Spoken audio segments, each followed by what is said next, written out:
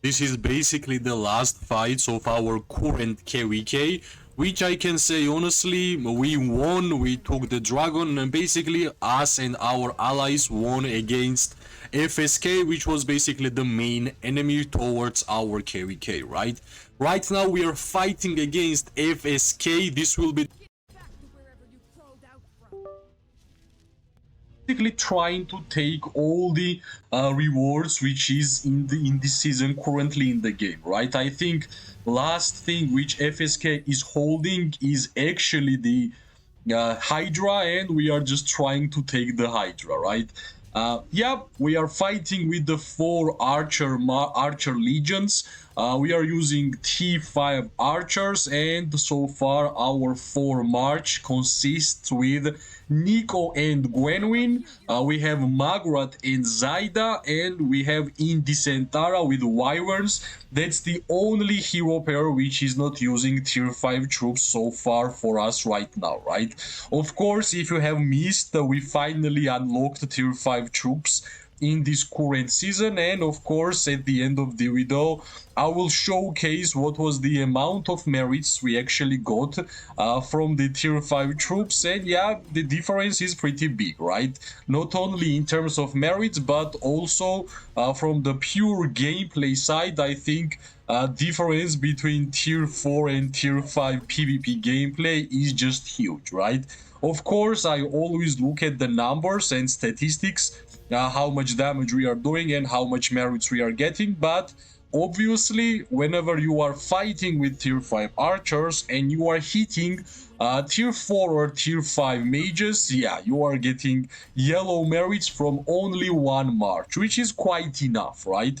Of course, it helps me to have good merits in terms of war pets, because as I have mentioned many times, war pets are not accessory. War pets are basically like a third heroes, and that's another reason why my archers are dealing a lot of damage and I'm getting a lot of merits during the fights, right? Of course, my Shadow Manticore has 3-star war pet, 3-star barbarism. My Snow Peak Rogue also has 3-star concentration, and that's my only two 3-star war pets which I finally managed to get. And yeah, sometimes I like to say only because it took me like more than 1 year in order for me to get at least like Snow Peak Rogue. And yeah, I'm really happy because the merits and the damage and survivability got risen up simply because war pets are getting better stats in terms of their skills, right? So yeah, imagine war pets as a building like a heroes. They fight like heroes. They have skills like heroes, and they deal damage like a real hero. So if in the past you had questions if you should work on your war pets or not, I hope my merits and my in general kill and death ratio will change your mind, because I truly believe I have that amount of merits and that amount of good trades even when I was tier 5, solely because I had good war pets, right? So one of the main advice would be, especially for tier 4 players, because you have enough time to build at least one powerful war pet to build it. You, of course, you have to choose the correct one. That's like mandatory, but generally, if you are gonna be consistent with your war pet and you won't gonna change your mind in terms of building the different war pets, I believe you are going to have a good one at the end of the day, right? Because I believe war pets are the only feature of Call of Dragons where you can't really spend funds in order to have a good skills. I'm talking about the main talent skill, right? Main skill of the war pets. It's impossible to buy the experience for them. So even for pay-to-play players and free-to-play players, everybody should have same kind of grind if you are going to 3-star your main talent, right? So yeah, let's it's enough to speak about war pets in my opinion. Let's focus on this battlefield, and let's discuss the gameplay which we are playing, right? Because you can see we mainly deal damage to infantry players, but whenever we see the opportunity to deal damage to archers or mages, of course we are going to use that, right? Simply because For archer players, and as an archer I can speak from my own experience, you have to always try to deal damage to backline, right? Because there's the highest amount of merits you are going to get whenever you are dealing damage to archers or mages. That's why you are always a number one priority target whenever you are fighting as a ranged player, right? Yeah, so far I could easily stand there and deal damage only to cavalry, but I thought that my positioning was not great. That's why I had to change my stance, and of course, right here, I feel more safe. I feel like there is impossible for enemies to target me, and that's why it's really better to always look at your positioning, right? Yeah, I understand sometimes you can deal damage to backline standing still without any harm, but sometimes it's better to move around and choose your target wisely, right? You have to choose your targets wisely, because if you are seeing that you can actually deal damage to your enemies and backline, but if you're gonna stand still and attack, there is a high probability that enemy infantry or enemy cavalry is going to catch you, right? So that's the timings and the positioning which is important for basically every single player to understand, especially if you are playing as a ranged player, right? And the PvP gameplay videos are mainly for this reason, for you guys to be more easy to understand when to push, how to push, and how to get merits as a ranged player, especially for archers, because we all know that archers are having lower amount of range than mages, so it's important for archers to understand when to hit mages and when to just move away and choose a different path of attacking, right?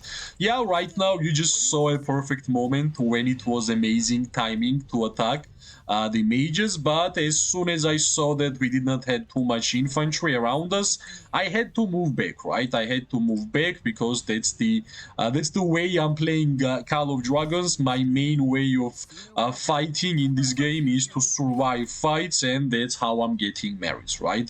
I have spoken regarding my style many times, and hopefully, like since the merits are getting better and better, hopefully people will believe this style more and more, because yeah, why not? I believe if you are not having maxed out account, and if you are not having like best in slot everything, then just fighting and being offensive is basically not a good choice. Because, well, if you are getting targeted by like 15 marches at the same time, unfortunately, it will be impossible for you to get a lot of merits by doing that, right? Yeah, right now we can see these infantry players are trying to block our path, but I think they are not having connection, which means their infantry and their cavalry players are not really like going forward. If they just try to attack us right now, I believe we would have a lot of problems, but they decided to leave these tanks alone, and that's the main reason why it was so easy for us to actually move, and nobody actually got caught while attacking, right? So yeah, this is the archer gameplay. Of course, we are using Race of Remedy, one of the best seasonal talent in the game, which we have for basically for archer players, because I believe having healing in Call of Dragons for archers is one of the best things which you can get for your archers. Same way I like to survive my fights, same way healing is great, right? So far I believe we have to target mainly these infantry players, because without removing them from the open field, it will be impossible for me to move and deal damage to these archers and to these mages, which is the main target for me, right? Let's see, maybe I can try it right now. I can see this mage player just standing and not doing anything, but yeah, yep. I'm just really scared that one infantry will slow my march, and from that point, enemy ranged units are going to focus me, and yeah, that's generally how it happens. Or maybe there is a high chance that infantry blink gonna appear. They will blink on top of my head, and that's the way generally fights are decided. Once one blinked infantry will be blocking my movement, yeah, unfortunately, there will be a very little chance of me surviving this fight, right? But I believe so far we are doing fine since we stayed alive for such a long time with so many infantry players around, plus the battlefield is pretty long. Of course, I'm going to try to stay alive even longer because our main damage dealer hero pair, which is Magrat and Zaida, have not even lost like half HP, which is of course really important. Let me move and let me deal damage to these mages because we want to get more merits. And yeah, we actually have to speak about the next heroes, right? The next heroes are of course archer heroes because newest heroes right now with mages. And of course, I'm really excited what kind of archers we are going to get. Of course, questions are really simple because Falgrim and Sibyl have not really been the best hero pair for fighting open field. I believe, well, Falgrim can be fine, but they have not been better than Magrot and Zaida, right? And that's really big but.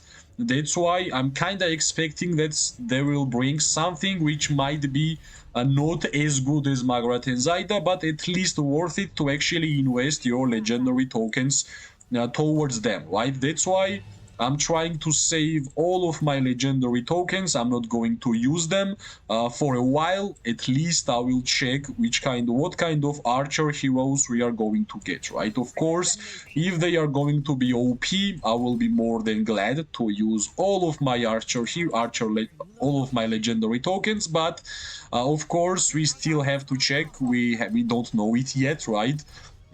I believe in 1 month we might already have at least like sneak peek or something in order for us to understand is it really worth it to save legendary tokens for them or not. But yeah, this is the way this game works. Of course, as an archer main, I'm mostly excited about archer heroes, and yeah, the new ones are archers, so hopefully they will be at least in the same tier as Magrat and Zaida, because yeah, it's pretty sad when new hero comes out and it's not even better than the past one. But I do remember all the dramas and all the conversations from the not only from the content creators but also from the players that it's not good for the game that every single new hero is better than old one. But yeah, we went to the point where new heroes come out, but it doesn't really mean that they will be better than old ones, right? And we can have like honestly couple of examples like Falgrim Sibyl, Syndrian Freygar, Bertrand and Tohar, Lilia was still the best, Tandalin and Thalia. Finally, after G4, Youngmin came out. Of course, Lilia is not anymore the best mage hero, but we all remember how much time it cost them to actually make a mage hero pair, which would be better than Lilia, right? And yeah, that's the hero pair tactics I'm actually speaking, and that's why I mentioned hopefully they are going to make something better than Magrat and Zaida, because yeah, even archers want to have some different hero pairs, right? We kind of deserve it, because I believe our gameplay is even harder than for mages. And yeah, same goes for Warped, right? Barbed Manticore was fine, but I believe we want to have something better, something better than actually right, I have no idea why my hero pairs are not moving, but yeah, finally they are in control, because I believe we got taunted for a second. Yeah, I'm not going to refill my marches because they are really low, and I want to understand fully how much merits we are going to get. That's the only reason why I'm trying to soak up as much fun as possible, right? Yeah. Let's see if we are going to take the Hydra from the FSK. This is the first couple of hours of the fights, and yeah, always great to have some PvP gameplay at the end of the KVK, where I think like maybe 1 or 2 days are left until KVK will be over. And yeah, that's amazing that we all have some time to actually compete yet again with each other, and hopefully everybody will participate in order for us to get more merits. And yeah, I'm really close on getting 20 million merits, which at some point of my gameplay seemed basically impossible. But finally we got it. I will just be as aggressive as I can because finally I can deal damage to these mage players, and yeah, why not, right? Why not? We are moving through. We have low HP on our troops, and if I will be a little bit more aggressive, nothing bad will happen because yeah, troops will go home even faster, right? Even faster, and soon we're gonna check what was the merits which we got from this 50 minutes PvP gameplay. And of course, at first we are going to check what's the hospital capacity. Yeah, it cost me almost 500,000 troops in order for me to fight in this fight, and that's the real problem for the players who doesn't have a lot of troops. Healing will fill up your hospital, but it will help you to fight longer, right? So if you don't have lot of troops in your account, I would not advise you to go for a healing strat. But if you manage to collect a lot of troops, and for me that lot of troops are here, then my advice would be to go for the healing strategy because it actually works, right? Right now, the most important, of course, we are going to check our merits, right? 106 from Gwenwyn and Nico, 144k from the Musiang Inara, Indistara support and buffs, and 205k from Margaret and Zaida. This is the highest amount of merits which I have ever gotten, and of course, I'm really glad that I managed to take a video from this fight because yeah, this is my record. Yeah, more than 300k merits from this one fight for the archer main, right? Hopefully, it was interesting for you guys to check out the PvP gameplay. If it was, as always, press like, subscribe, share. It always gives me more and more motivation to make more content for this game. I wish everybody an amazing day, morning, and night. We are going to see each other really soon. Bye bye, and good luck.